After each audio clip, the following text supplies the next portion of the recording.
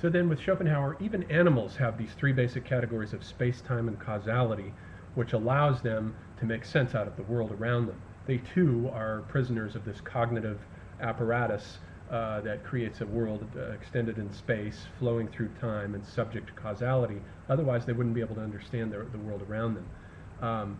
What humans have that animals don't have, Schopenhauer says, is this faculty of reason. And so he changes the understanding and reason. The understanding, he says, is something that animals have in common with human beings, but that the faculty of reason, unlike Kant, who had said that Vernunft was only concerned with metaphysical ideas, for Schopenhauer, he says, no, no, no, no. Reason is just the human faculty for abstracting concepts. Reason is that part of the human mind that is able to create abstractions and create concepts, and animals don't have that. So it gives us our linguistic abilities. So that's what he does with space-time and causality, the basic forms of the understanding, which correspond to the Hindu Maya and to the Kantian forms of intuition and the categories of the understanding. And the will corresponds to Brahman and thing in itself. And in between these, though, he's got Plato's philosophy with the theory of the ideas. He says that the ideas are the metaphysical substratum by means of which the will pours itself forth and manifests itself in space and time.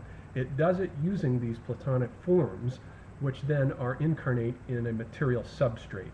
So it's similar to Aristotle's idea that the forms are actually embedded in phenomena, but he's more of a Platonist than Aristotle. And he says then that since the will is constantly driving us toward desiring things and toward fearing others, it's similar to Buddhism also in this sense. The only time we ever achieve any kind of sense of freedom from the will, there are only two occasions in which it is possible for the human being to attain freedom from enslavement to the will. And that is in art on the one hand and in the ascetics way of life on the other. The attainment of nirvana or samadhi in Hindu yoga and Buddhism attain freedom from the will. But in the West, the primary means of doing that is through works of art, great works of art, like Haydn's Creation, for example, which Schopenhauer holds up as a great exemplar of classical music. And the way in which it does this is that the proper artist, the true artist, is the one who is able to make manifest this Platonic ideality, this realm of the eternal essences behind phenomena, and of which phenomena are shadow copy manifestations.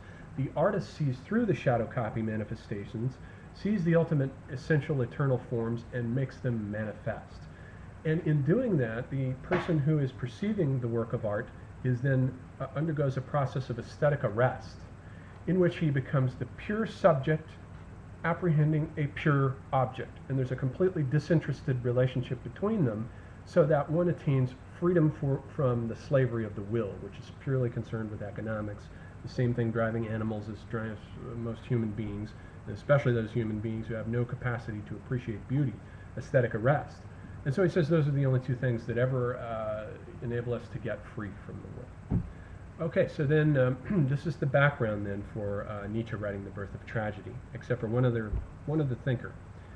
And that was Johann Bachofen, who was a professor at the University of Basel, where Nietzsche got a teaching job. At the age of 24, he's one of the youngest professors still to this day ever to have gotten tenure at the University of Basel as a classical philologist. That is to say, he specialized in studying the Greek language at the University of Basel, where Bachofen had been before him. And in 1861, Bachofen had put out a famous book called Mutterrecht, in which he was the first to begin to suspect that throughout history there was a matriarchal substratum that underlay the later patriarchies that we find everywhere we look. It's mostly patriarchy. But he says Bachofen realized that in certain instances you could find examples in which people trace their descent from their mothers, a matrilineal descent, as amongst the Egyptians, for example. And he realized that there must be an older substratum, a matriarchal substratum of culture underneath the later patriarchal tradition. So what he does is he postulates a theory of history in Mutterrecht, in which he says that history began with what he calls the Aphroditic Hetairic age. A hetaira is like a wanton mistress. This is characterized by an age of sexual promiscuity, no marriage, It corresponds to sort of the swamp-like, vegetal, mindless reproduction. There's no marriage, and nobody knows whose offspring belongs to who. This is his hypothetical first phase of history. There's not much to it, actually. I doubt that history was ever like that, not even in the Paleolithic. But on the other hand, then it lays the groundwork for him saying that the next phase of history that comes into being, and it comes into being with the discovery of agriculture, is the Demetrian age, in which marriage comes in. Marriage comes in now, and it's an invention of women, he says, so that now people know that the offspring are descended from the mothers, and everything is tended now into ordered agricultural rows. Society becomes ordered.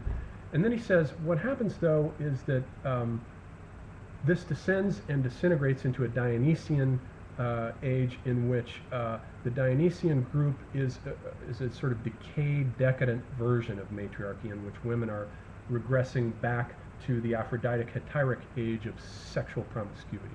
And so this leads to a kind of chaos, which then gives rise to what he calls the Apollonian age of patriarchy, which is best exemplified by the Romans.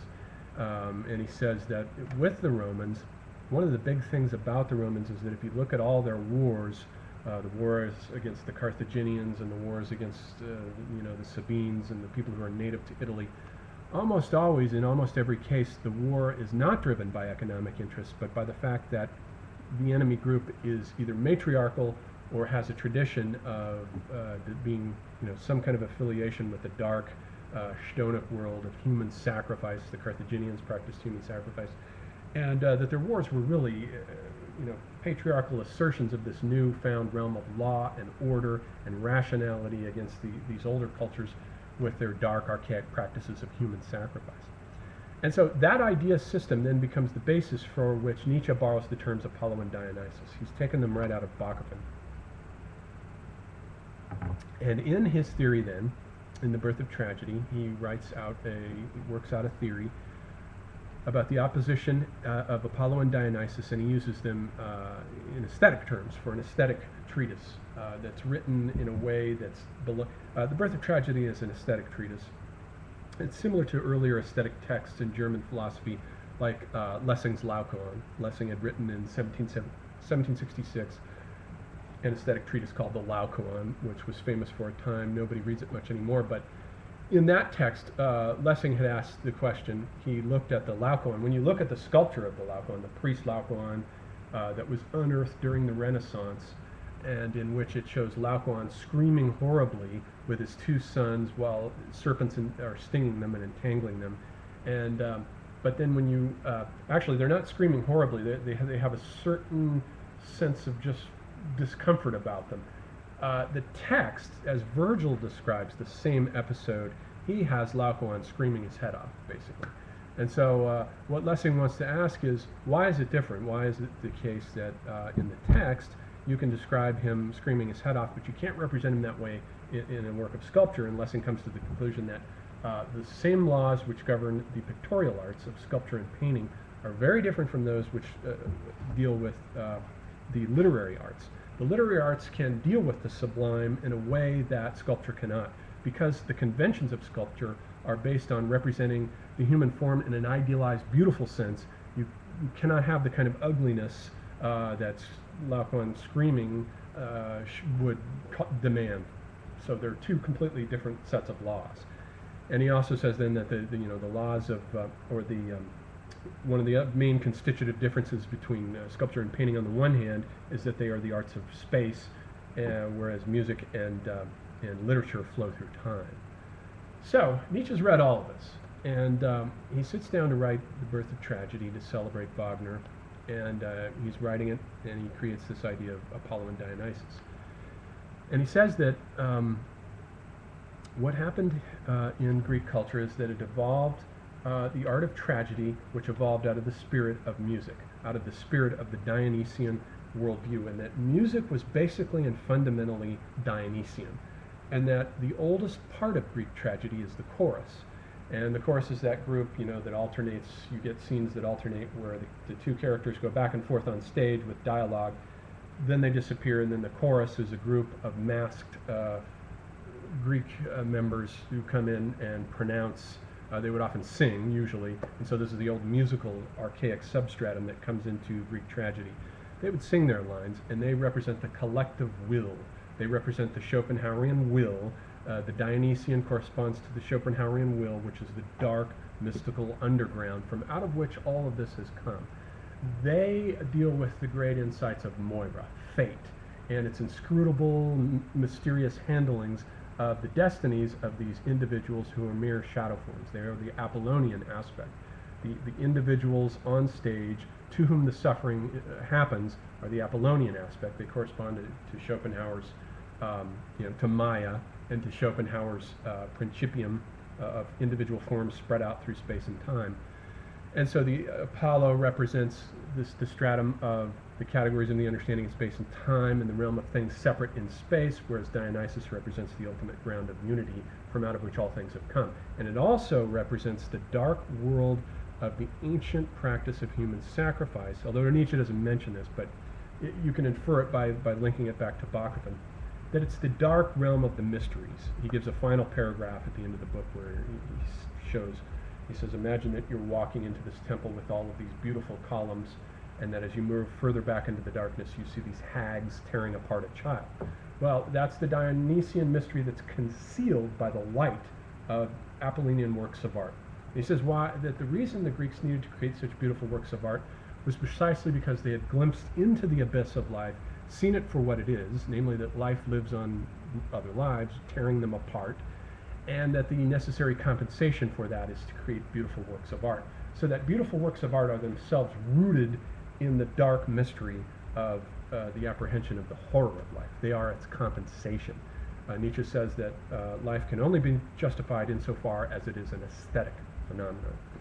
And so he says that, you get with Homer. Homer is the great Apollonian poet par excellence, in which you get the celebrations of the great deeds and the Olympian pantheon. And then he says that with the invention of lyrical music with Archilochus, you get the Dionysian musical element, which is wedded with lyrics, and that comes in. And then he says tragedy engulfs both of these elements, and with Aeschylus and Sophocles, it achieves its height, where the tension of Apollo and Dionysus, of the chorus, in opposition to the Apollonian sufferings of the characters on stage, are in perfect opposition. And so they came right at the time, and they were perfectly balanced. Then he says what happens is that they begin to decline. The art of tragedy begins to decline long about the time of Euripides, who is the next great tragedian. And he says that in the plays of Euripides are different from the plays of Aeschylus and Sophocles in that the Dionysian element has dropped out for the most part. Euripides gets rid of the chorus for the most part, and he brings rationalism into the play in a new way, largely under the influence of Socrates. Socrates knew Euripides, the two knew each other, and Socrates becomes in many respects the great villain in Nietzsche's story here, because Socrates is the first theoretical man, or the first man of science. And as a man of science and rationalism, he neither understood nor cared for the older tragedies with all of their wonderful insights into idealized characters as Platonic essences subject to the mystery of Moira and its inscrutable, mysterious aspects. And that Socratic rationalism is something that comes on stage via Euripides and begins to sterilize the myths out of existence. Euripides rationalizes everything. He brings the common man on stage. The heroes, Hercules and Orestes, are basically average men now who are brought up onto the stage. The spectators put onto the stage. The chorus is gone. You get a prologue in which everything that is about to happen is laid out for you. There are no surprises, there are no mysteries, and everything is rationally comprehensible. And Nietzsche says that the only plays that Socrates ever went to attend were precisely those of Euripides. And so Euripides represents the beginnings of the decline of the art form under the impacts now of Socrates, who is the first purely rational man. He's the theoretical man. He's the avatar of science, in other words.